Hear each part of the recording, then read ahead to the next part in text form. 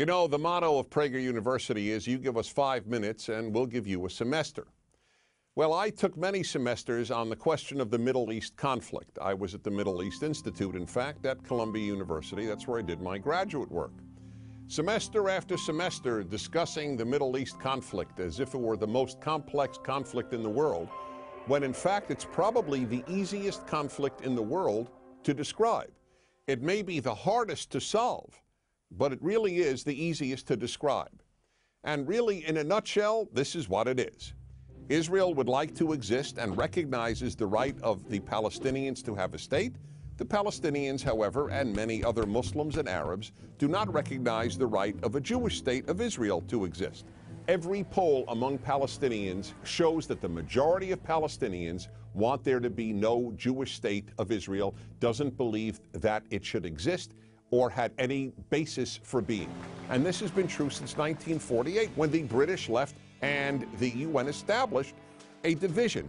Palestine will be cut in half, a Jewish half and an Arab half. The Jews accepted it, the Arabs didn't accept it, and what happened the moment it was announced? Arab armies, about 7 Arab armies, attacked the Jewish state in order to destroy it. To everybody's surprise, the little Jewish state survived, and that was pretty much it. And then it happened again in 1967 when the dictator of Egypt, Gamal Abdel Nasser, said we are now going to extinguish the Jewish state of Israel. And Jordan joined him and Syria joined him, but Israel attacked first, and so Israel survived. And that is how Israel, and only that way, came to occupy what was called the West Bank of Jordan, where many Palestinians lived, because many Palestinians lived in that part of Jordan.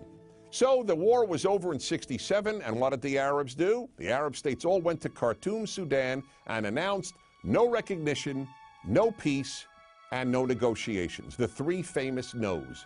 What was Israel supposed to do?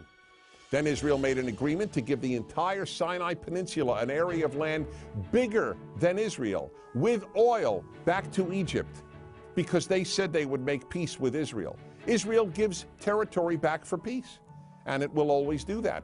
But is there really a desire for peace on the part of Israel's enemies, which broadcast after broadcast on TV and radio in the Palestinian areas is about how Jews should be killed and how Allah wants Jews to be killed?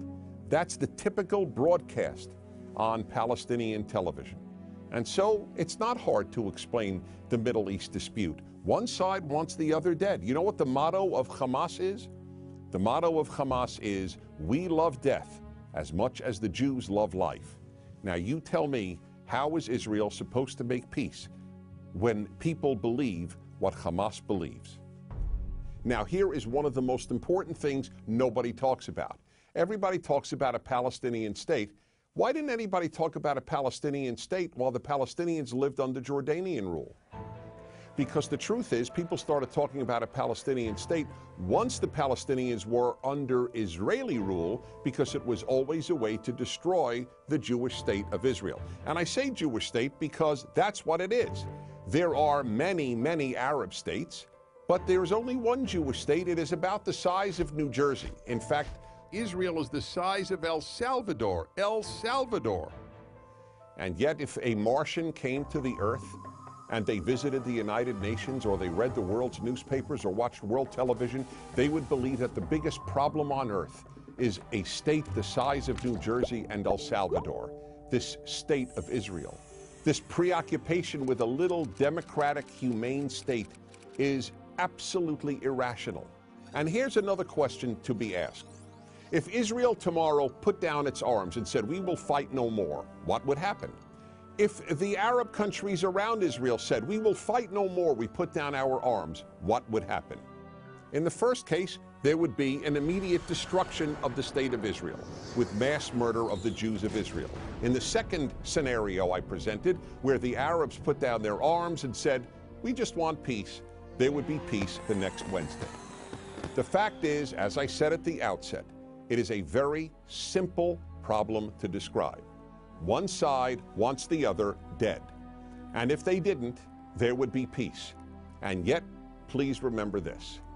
There has never in the history of the world, a state in that area, in what is called geographically Palestine that was not Jewish.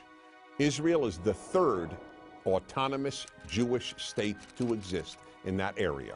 There was never an autonomous Arab state. There was never an autonomous Muslim state. There was never an autonomous any other state. That's the issue. Why can't a little state the size of El Salvador that calls itself Israel be allowed to exist? That, in a nutshell, is the Middle East problem. I'm Dennis Prager.